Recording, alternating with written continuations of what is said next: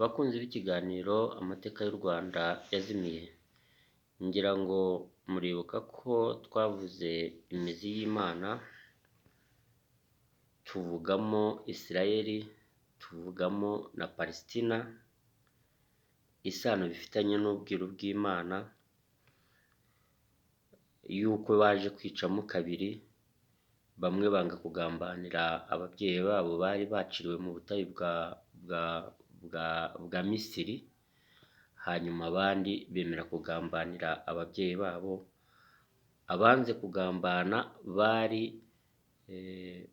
bari abanyepalestina, twasobanuye icyitwa Hamasi icyo bisobanura.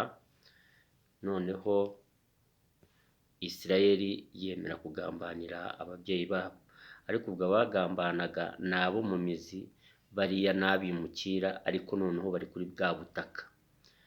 Noneho rero ubutaka bwera, dore ejo bundi duherutse gusohora ikiganiro cy'imperuka y'isi, iya mbere yo muri bibiri ya Illuminati na Bermuda byaranze.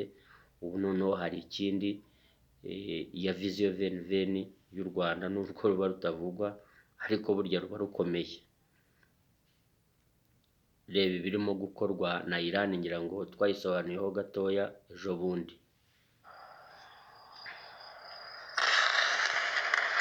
Tariki 2 rikira tariki 3 ijoro ni ijoro ritazibagirana mu mateka ya Isirayeli kuko yaje kugabwaho ibitero simusiga na Iran. Ibi ni ibintu twavuzeho tuvuga mu mizi byasandaje uyu mujyi. ejo bundi muri iyi ntambara igiye kumara hafi iminsi irenga 3. Ni intambara yatangijwe na Leta Zunze Ubumwe za Amerika ifatanije na Isirayeli, umuyobozi wa Amerika yagira gute yakumvira ijuru icyo ririmo kuvuga, ibi bintu bitari byarangira. Iran yaje kuba yarasa ku kugira ngo bamwohereje mu butayu bwa Illuminati mo hagati, hari agati kameze hagati mu gahuru. Rero niba YouTube bataramubwiye simbizi. Nuko bivugwa irasa ubutaka butagatifu Yerusalemu. Aha ni ahantu hera ibi bihugu byombi byubahaga, ni ahantu hera nyine, ni igicumbi cy'obokamana ku isi. Yerusalemu byatangaje isi uburyo cy'ibihugu byombi byatangiye kuharasa. Yerusalemu yagiye hasi, isengero zaho n'imisigiti yaho biri kuvugwa yuko byasenywe muri iyi ntambara igiye kumaraho iminsi irenga 3. I Tel Aviv ho habaye umuyonga, nuko byagenze.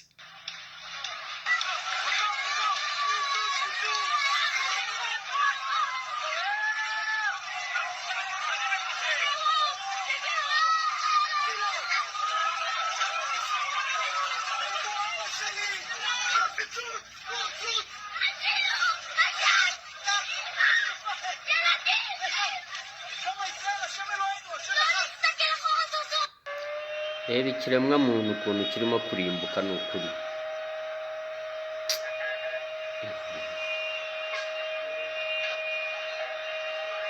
Iyi ntambara isa nkaho yamaze gufata irange, yamaze kwishina ibindi bihugu bigiye bitandukanye. Benshi ntabwo bahema kuvuga yuko iyi ntambara ishobora kuba iya 3 y'isi. Nk'ubu umwanzi karundura wa Amerika, Korea y'Amajyaruguru, Perezida Kim Jong Un yabwiye Iran yuko ari ku ruhande rwayo, ayibwira yuko yiteguye kwihereza ibisasu kirimbuzi ibyo ari byo byose bazakenera mu kurasa kuri Isirayeli. Nkaho ibyo bidahagije, abantu batunguwe. Ubu tuvugana, Minisitiri w'intebe wa Isirayeli Benjamin Netanyahu yahise ajya ku rukuta rwe rwa X yandika asubiza Kim Jong Un. Yagize ati, "Shuti yanjye Kim Jong Un, ntabwo watinyuka kureba Isirayeli. Urabizi, ntabwo tugutinyawe, ntabwo batugufitiye." Iyi ntambara isa nkaho yongeye gukara cyane. Leta Zunze Ubumwe za Amerika zaje kuba zasaba Abanyamerika bose bari mu burasirazuba bwo hagati kuhava byihuse. Iri ni itangazo rireba abari mu byaramubwiye ejo bundi, Bahrain, ariko ntabwo yigeze yumva. Egypt, Lebanon, Iran, Oman, Iraq, Qatar, Israel, Saudi Arabia, Syria, Jordania, Leta Zunze Ubumwe z'Abarabu na Yemen. Ni itangazo Leta Zunze Ubumwe za Amerika yasohoye isaba abaturage babo kuba bava ahantu bakimuka byihuse. Usibye Leta Zunze Ubumwe za Amerika zamaze kura abaturage bazo kuba bakwimuka bakava muri bino bihugu twavuze. Umukozi w'Imana Apotre Gitwaza yahagaritse urugendo rwa gihanuzi muri Israel. Dr. Apotre Gitwaza yatangaje ko itorero rya Authentic World Ministry abereye umuyobozi ryahagaritse urugendo rwa gihanuzi bari bafite muri Israel kubera impamvu z'umutekano. ni icyemezo uyu muvugabutumwa yatangaje mu ijoro ryo ku itariki y'ebyiri Werurwe abinyujije ku rukuta rwe nkoranyambaga rwa X. Yavuze ko uru rugendo rwasubitswe rwari ruteganyijwe kuva ku itariki 4 kugera kuri 13 z'uku kwezi.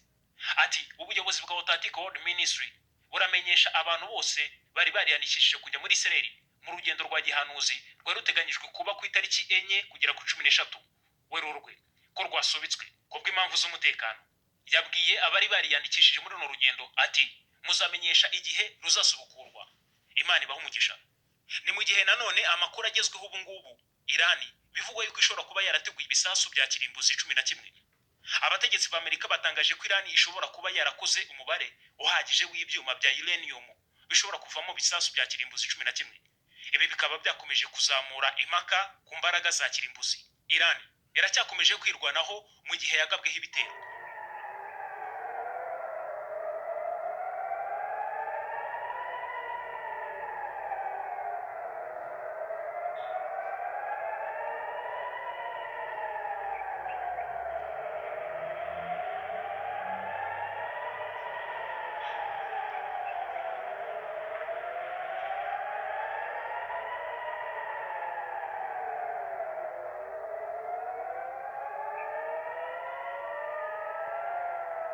Perezida wa Leta Zunze Ubumwe za Amerika Donald Trump yatangaje ko ingabo za Amerika zikomeje ibikorwa bya gisirikare bikomeye ku butaka bwa Irani.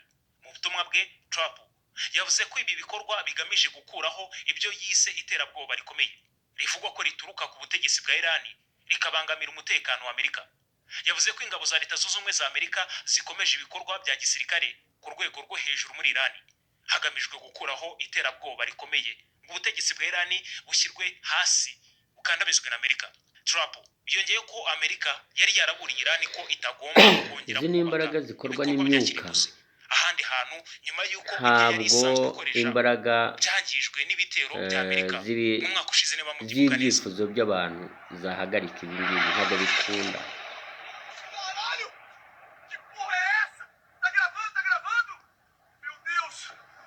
Ntabwo bikunda rwose.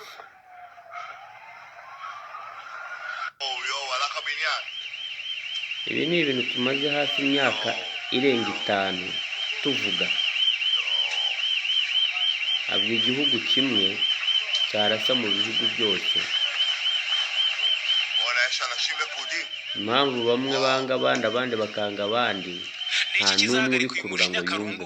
Wa Irani iri kongera umuvuduko mu kwihimura no kwihorera ku bitero Leta Zunze Ubumwe za Amerika yigabyeho na Isiraheli. Nk'uko twabivuzeho haruguru, Leta ya Korea yatangaje ko ibitero bya Isiraheli ku gihugu cya Irani ndetse n'ibikorwa bya gisirikare bya Leta Zunze Ubumwe za Amerika muri iki gihugu ari ibikorwa binyuranyije n'amategeko mpuzamahanga. Mu itangazo ryasohowe n'urwego rushinzwe ububanyi n'amahanga muri Korea ya Ruguru ryavuze ko gukoresha ingufu za gisirikare ku kindi gihugu bidakwiye kandi ko ishobora guteza umutekano muke mu karere k'uburasirazuba bwo hagati.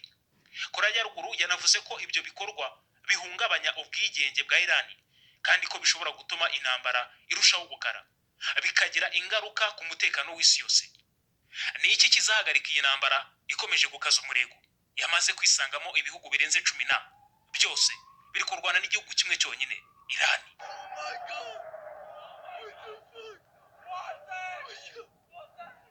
Shit, that one's going down. It's going down. It's going down. Oh, that shit just. Fuck yeah, it's a guess. Whoa! Oh.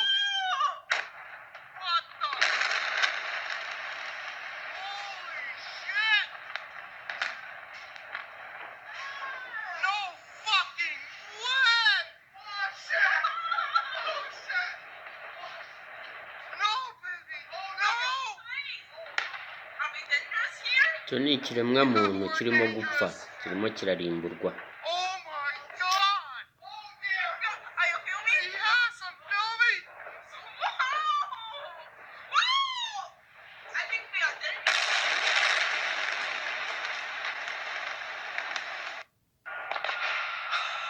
Whoa, did you see that? That was fast. That looked. Look how you run. Listen to that sound. Shaking it. I don't know what.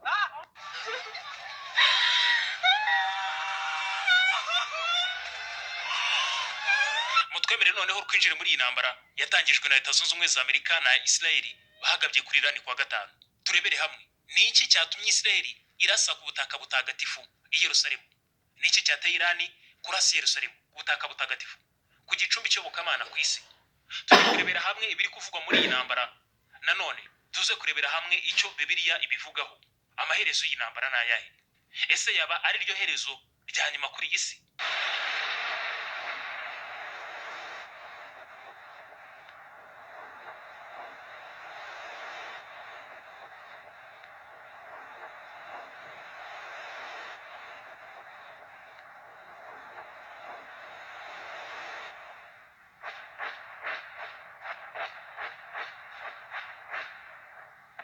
Nyuma y'uko Irani irashe i Yerusalemu ku butaka butagatifu, igisirikare cya Isiraheli cyatangaje ko kigiye guhamagaza inkeragutabara z'iki gihugu zirenga 100,000 nk'uburyo bwo guhangana na Irani byuzuye.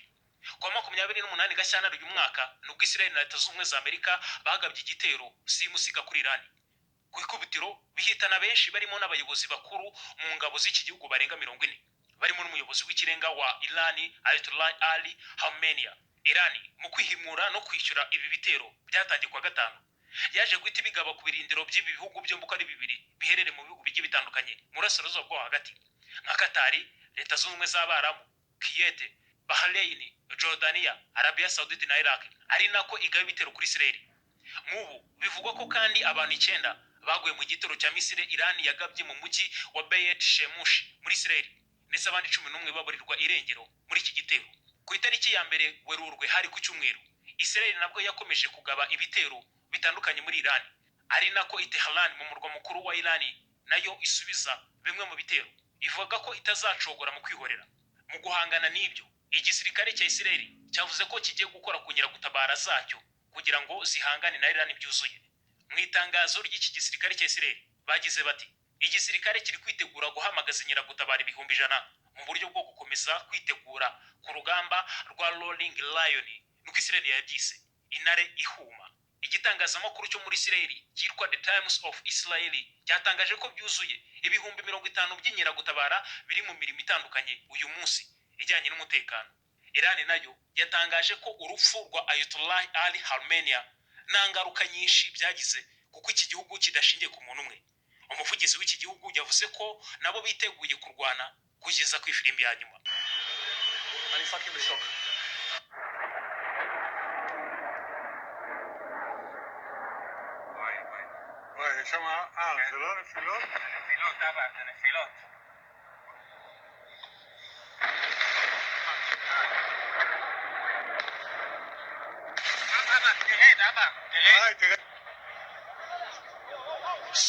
Ku itariki ya mbere z'uku kwezi kwa gatatu hari ku cyumweru, iyi ntambara Leta Zunze Ubumwe za Amerika na Isiraheli byasoje kuri Irani ikomeje gufata indi ntera, aho kuri ubu ngubu ingabo za Irani zigambye kurasa kuri misile enye ku bwato bw'intambara bwa Amerika buri mu burasirazuba bwo hagati buzwi nka USS Abraham Lincoln. N'ubwato bunini bukaba ubwa gatanu mu bunini indege z'intambara zigwaho mu bwa gisirikare cya Leta Zunze Ubumwe za Amerika ifite. USS Abraham Lincoln n'ubwato bukoresha indege za F-35 z'intambara zifite ubushobozi bwo kutabonwa na radari z'umwanzi. Ni bumwe mu bwato buzwiho kuba bunini bufite ubushobozi buhambaye ndetse butwara indege nyinshi cyane. USS Abraham Lincoln ireshya na metero zirenga 300 mu burebure na metero 78 mu bugari n'izindi metero 74 z'ubutumburuke ufuye ku mazi. Ubu bwato bushobora gutwara indege zirenga 70 bukagira ikoranabuhanga rihambaye nka za radari, uburyo bw'ubwirinzi, ibikoresho by'itumanaho biyifasha gukora ahariho hose ku isi. Bufite ubushobozi bwo gukoresha ingufu za nuclear ibufasha gukora igihe icyo ari cyo cyose n'amavuta abwongewe. Ubu bwato bwatangiye kubakwa mu 1946 butangira kujya mu kazi mu 1949. Kwa 15 Gashyantare uyu mwaka bwabonywe ku nkengero za Oman. Icyakora igisirikare cya Leta Zunze Ubumwe za Amerika cyagaragaje ko ubu bwato butarashweho na misile za Irani ko zaguye ku ruhande.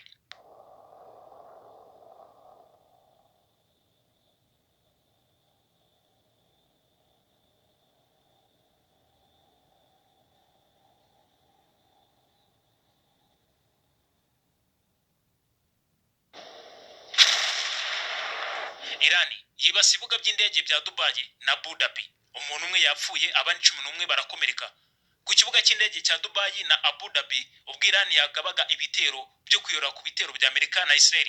Abayobozi muri Abu Dhabi bemeje ko indege itagira abapilote drone yaje kuba yagwa kuri kino kibuga cy'indege mpuzamahanga cya Zayed ikaraswa, ibisigazwa byabo bigahitana umuntu umwe, abandi 7 barakomereka nk'uko BBC yabivuze.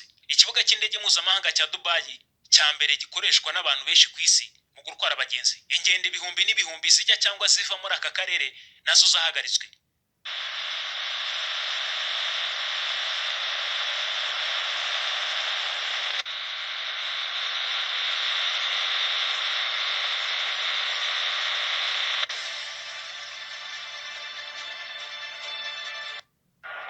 Drone za Iran zaraje ku birindiro by'Abongereza biri muri Chypre.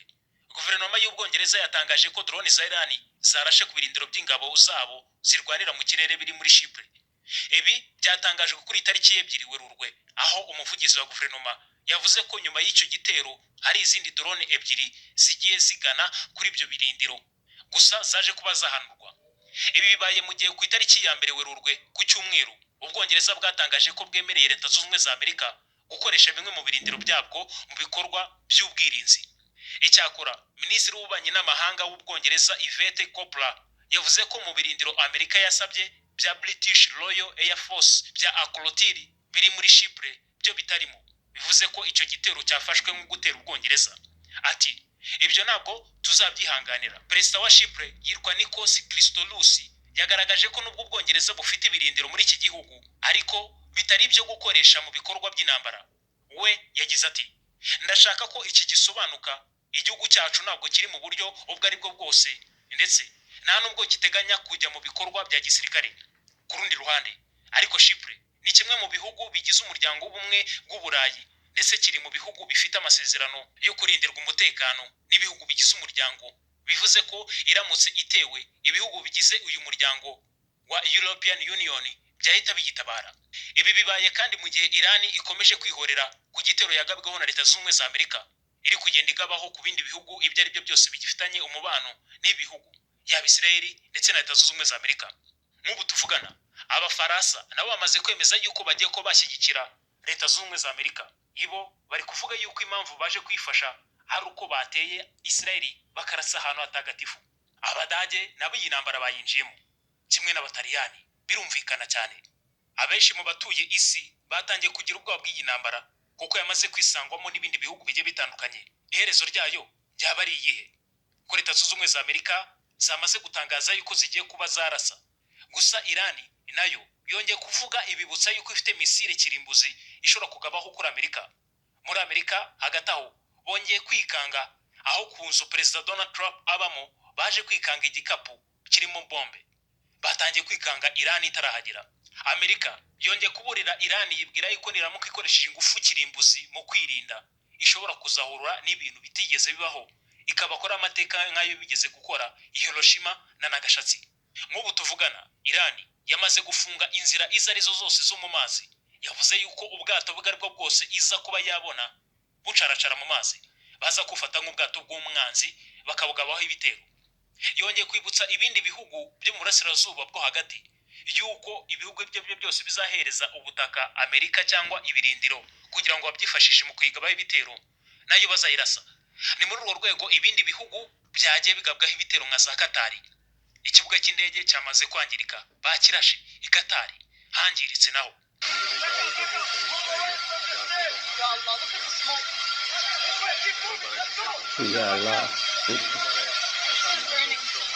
Ubushinwa bwa Xi Jinping bwamaze kwitegura, buvuga yuko bwiteguye gufasha Iran mu ntambara bukahereza icyo ari cyo cyose. Iran bivugwa yuko ishyigikiwe n'ibihugu uko ari bitatu, ari byo Uburusiya butaragira ikintu butangaza muri iyi ntambara, Korea y'Amajyaruguru kwa Kim Jong Un, Ubushinwa kwa Xi Jinping nabwo batangiye kuba bakoreza ubufasha. Turacyari kwibaza ni iki kizahagarika iyi ntambara biri kuvugwa yuko idateze kuzahagarara vuba. Ibindi bihugu byamaze kuyisangamo ari byinshi. Ese ryaba ari ryo herezo ry'iyi si yacu ya none? Yaba ari intambara ya gatatu y'isi se? Biragana he? Bibiliya ni iki ivuga ku iherezo ry'intambara yo mu burasirazuba bwo hagati? Twifashishije igitabo cya Bibiliya tugiye kurebera hamwe icyo Bibiliya ivuga kuri iyi ntambara n'iminsi y'imperuka no kunambara zikomeje kubaho. Experts warn that miscalculation or a single strike could quickly trigger a wider regional conflict. More news is coming and we will keep you updated. Follow mu gitabo cya Ezekiyeli igice cya 38 kugera ku gice cya 39 havugwa umwami wa Gogi wo mu gihugu cya Magogi uzagaba igitero kuri Isirayeli mu minsi y'imperuka. Ibihugu byinshi bizamushyigikira ariko Imana izarwanira Isirayeli. Gogi n'ingabo ze bazatsindwa bikomeye.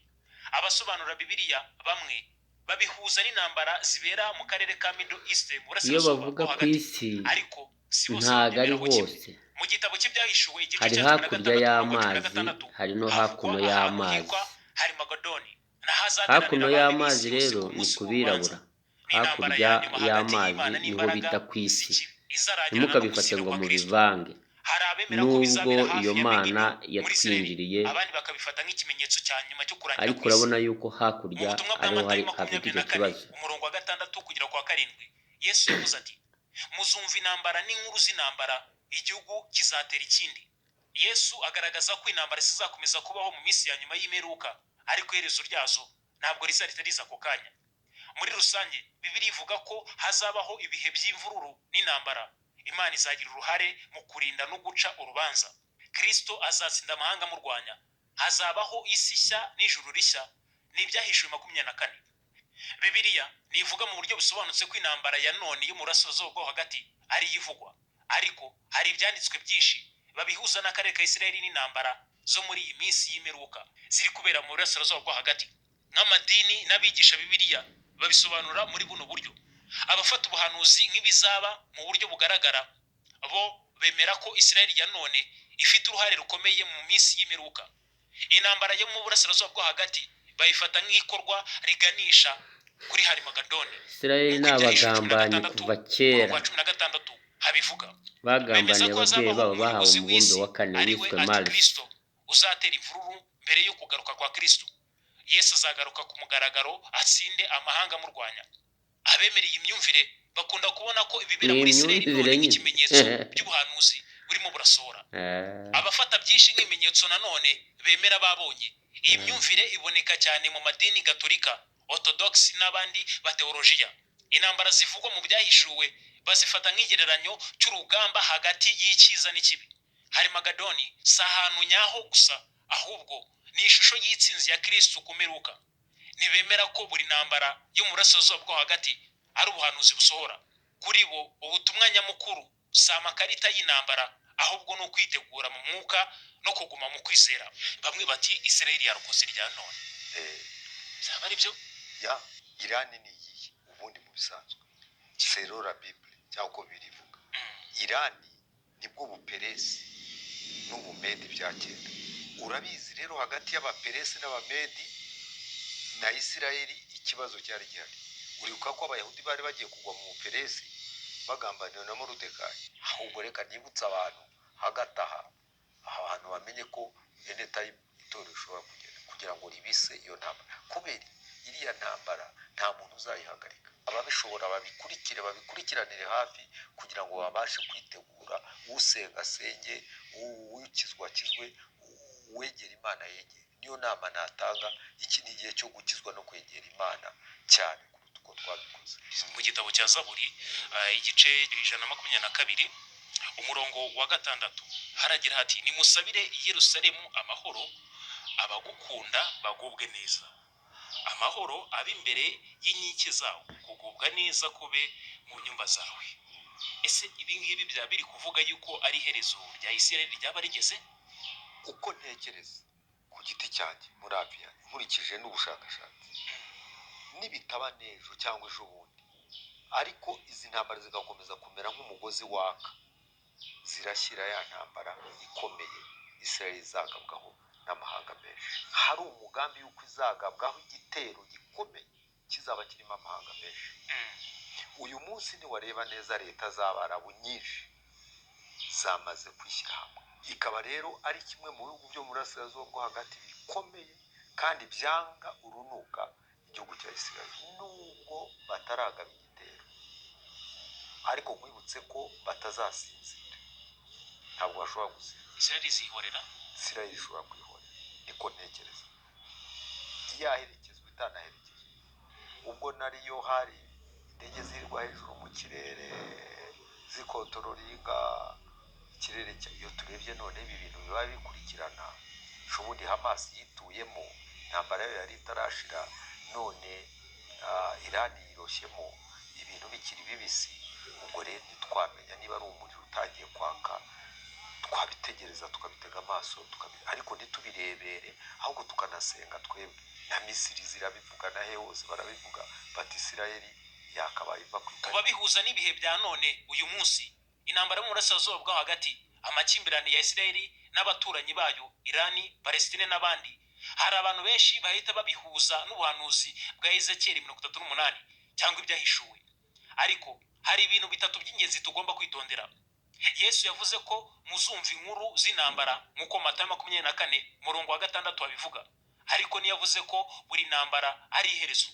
Mu mateka yo mu burasirazuba bwo hagati bamaze imyaka n'ibinyejana byinshi barwana. Ibi si ibintu bishya. Bibiliya yibanda cyane ku butumwa bwo kwihana no kwitegura kurusha kumenya itariki cyangwa aho intambara izabera. Gusa ibyo twamenya by'ukuri Bibiliya igaragaza ko hazabaho imvururu n'intambara mu minsi y'imperuka. Imana ariyo izagira ijambo rya nyuma. Iherezo si ugutsindwa ku isi ahubwo ibi byose biri ku mateka y'u Rwanda yazimiye. Ni ukuvuga ngo ni ukubibona ariko ntago baba bazi imizi yabyo. Rero ibi ngibi biri mu mizi y'ubwiru kandi bibitswe na Kavuna ubarizwa hano ku butaka bw'u Rwanda. Ujya musura amateka y'u Rwanda yazimiye, ujya kuri YouTube ukandikamo ngo amateka y'u Rwanda yazimiye, ukareba hejuru ugakanda mu ifoto yanjye nambaye ishati y'icyatsi, hanyuma ukareba kuri video ugakanda biva mu bindi ugatangira ibishyashya. Ibi ni ibintu twavuze tuvuga imizi y'Imana. Ibi ni ibintu twahishuye hashize nk'imyaka igeze nko muri 6. Yego.